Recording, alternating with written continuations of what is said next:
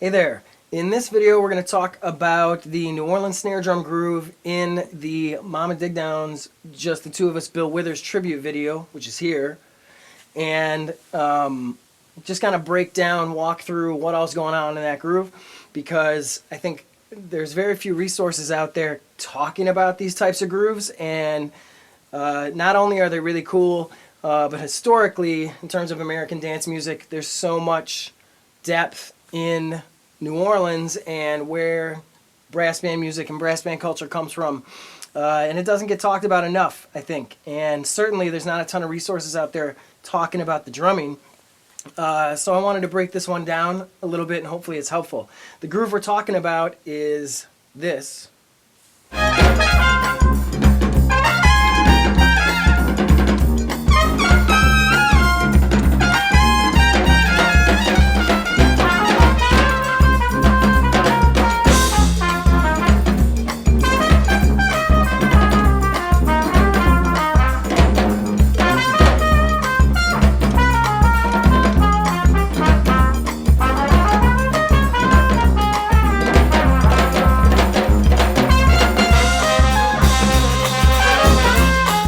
Okay, and at the end of this video, I'm going to just put the whole vid of that song, but just the snare drum cam, so you can kind of see. Hopefully you'll have a little more context for what's going on, and can maybe even just play along. But anyway, what is that groove? So it's a type of family of New Orleans grooves where the snares are off, so we got basically a tom-tom sound, and the snare drum's role in this groove is basically a lot like if you were playing congas in Cuban music and playing the rhythm known as tumbao. Essentially, we have a front rim click that we are playing on the first offbeat, and then two open notes on the following offbeat. So, rim click on 2, open notes on 4. And that's the root of the groove. But what's going on is there's kind of constant notes, ghost notes, fill-in notes underneath and between all that stuff. So for one thing, my hands are kind of moving constantly. My hands the whole time are kind of just doing this alternating eighth notes all the time. And then I'm kind of putting that click and those open notes within that. So a very, very basic broken down version of the groove might be something like...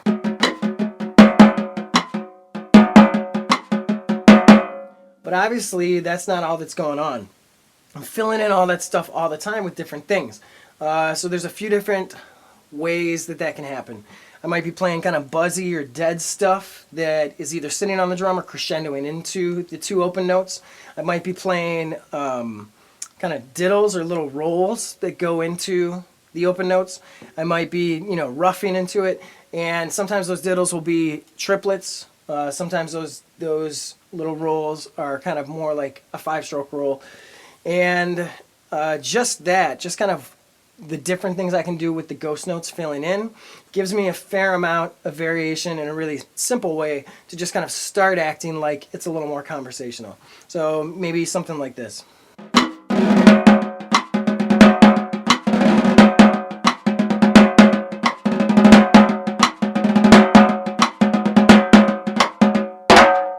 Right? So now you can kind of start to mess with the stuff that is underneath the groove, and by combining those variations in different ways, you get a phrase that's a little more conversational, a little more kind of like the long look at the phrase. And beyond those variations, there's a lot you can do. So for one thing, one of the main techniques you need to kind of have developed to make this work is the ability to go between soft and loud with no tension, total relaxation, and we're trying to approach being as dynamic as possible without changing the amount of tension in our approach. So essentially being able to go,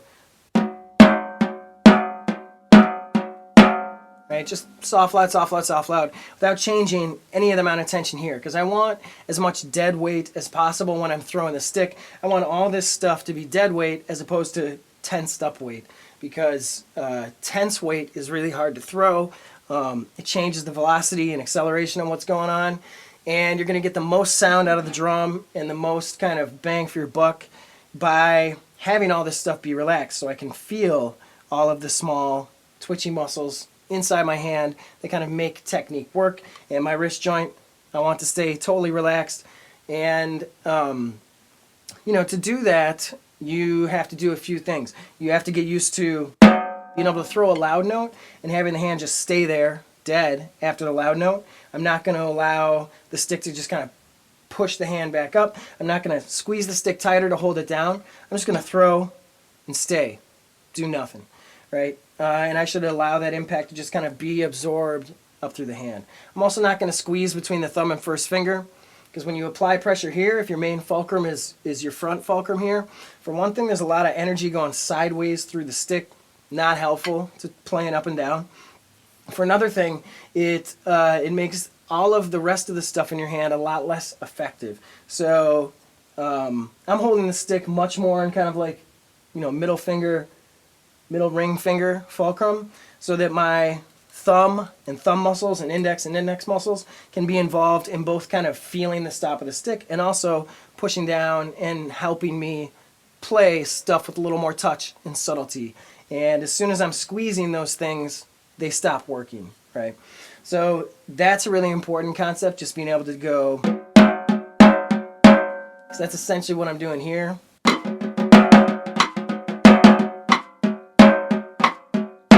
And I'm basically going soft loud the whole time, whether it's click or open note. So then another thing that kind of makes these grooves pop is that you want to try to think about playing melodically. The coolest thing about these Snares-Off grooves in New Orleans is that I have the pitch of the drum, but then I also have the pitch of shots, which is like a totally different pitch, not to mention way louder. And one thing I want to be able to do, which increases the kind of conversational nature of what I'm playing, is have a conversation just with myself between that higher shot pitch and that lower drum pitch. A lot of times there's a little bit of a call and response happening just in the snare part between the shots and the open notes. So developing a way to play those shots, again, without tensing up or changing my technique or touch at all, is really important. And it is a thing that takes a little more developing, because there's less response from the drum when you play a shot, since you're hitting the rim too. So while it takes a little more control to do, right? Takes a little more work down here, but I still want all this to stay totally relaxed, and I want the touch, the way I'm approaching throwing the stick, not to change. So that stuff is really important. And then, the next kind of thing that is really important with this stuff is the idea of space and how much you're going to use it. So you don't want to just sit there throwing in all your variations all the time. You want to create space for the bass drummer. I mean, if we're playing this in New Orleans context and there's a bass drummer and a snare drummer, there's a conversation just between bass and snare drum, and a lot of times you want your fills to create space for the bass drum to hit, and vice versa, the bass drum creates some space for you to play some things. Now, in Youngblood, I've been playing with Tom for like 20 years, and he knows how I play, and I know how he plays, and we kind of know when we're going to create this space for each other. That's a thing that takes developing with whoever you are playing with. But maybe one simple example would be if I was playing this groove,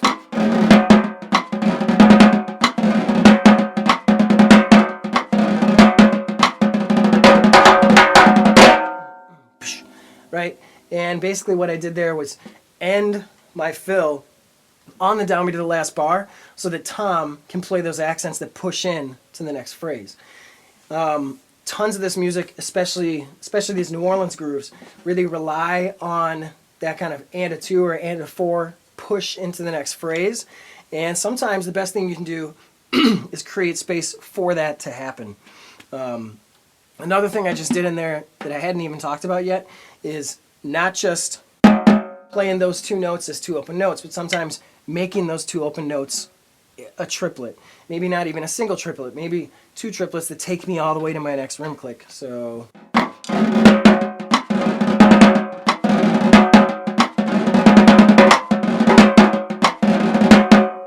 right? That kind of thing. All of these are variations that you could throw in there and make work for you. And it's also not to say that this is the only way this groove is played.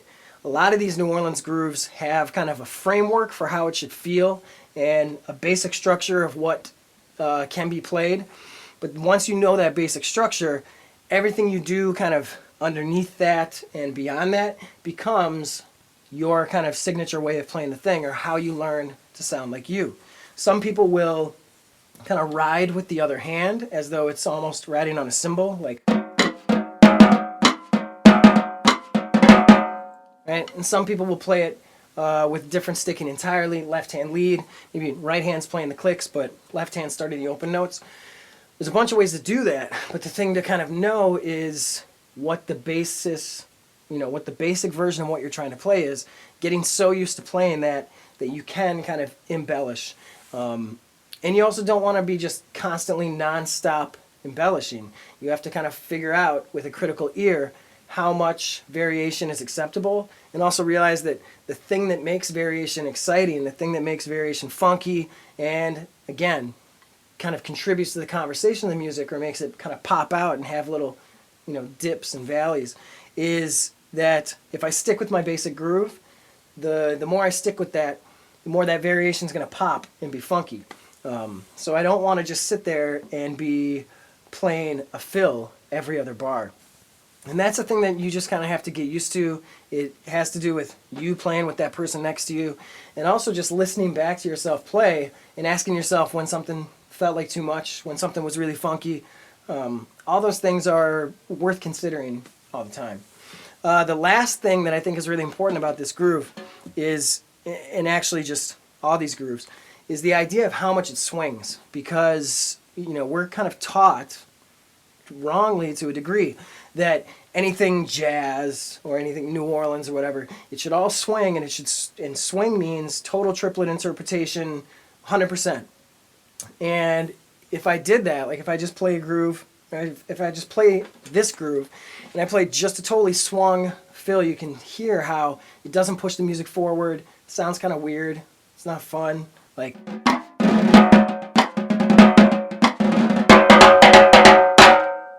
right? That sucks. I hate playing that. Doesn't sound good. If I were going to play that, I would straighten those out entirely, because part of what you're trying to do is push the music, and there's a certain aspect of barreling through that feels good in a fill, because it gets you to that next phrase. Now, this tune in particular is a little slow, so the interp feels a little more swung, and as the tempo kind of goes up, that swing goes away more and more. And a good example of how this applies to not just drums but horns and stuff too. Like in the Youngblood tune, Brooklyn, which is kind of our best known tune, there's a part where the horns are going,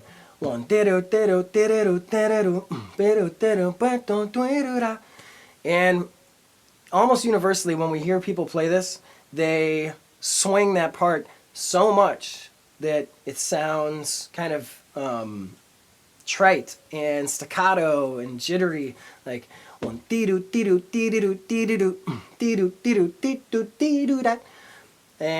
that really isn't what you're going for, especially this kind of music, but I think groove music or dance music in general. A lot of times you're going for things that are fat and that push through, and a lot of times that means straightening something out more than what typical kind of swing would dictate you do. So like, if I was just going to play that straight shots fill, I would probably straighten that way out, even though this is a little bit swung. So like,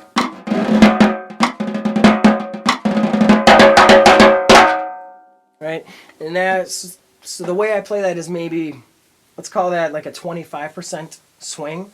And there are times when I'm just going to play 100% straight right through a phrase. And there are times where I do 100% triplet interp, but it tends to be when I'm playing all of the triplets, because again, all of those straight notes in a row are the thing that kind of push you through. So like, instead of this, which I don't like at all, I would probably fill those triplets in if I wanted to push to the next phrase.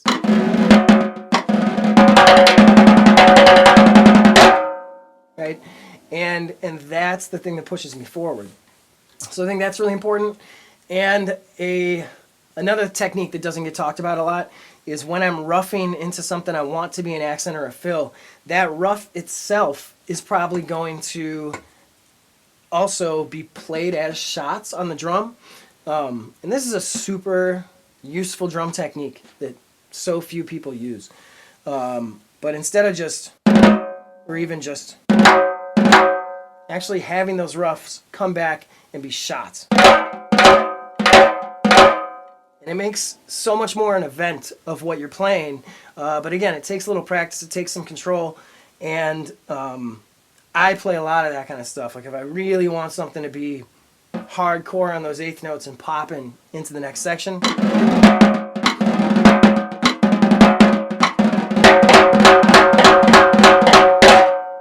Right, I might play a bunch of those. So that's a technique that's really nice to develop.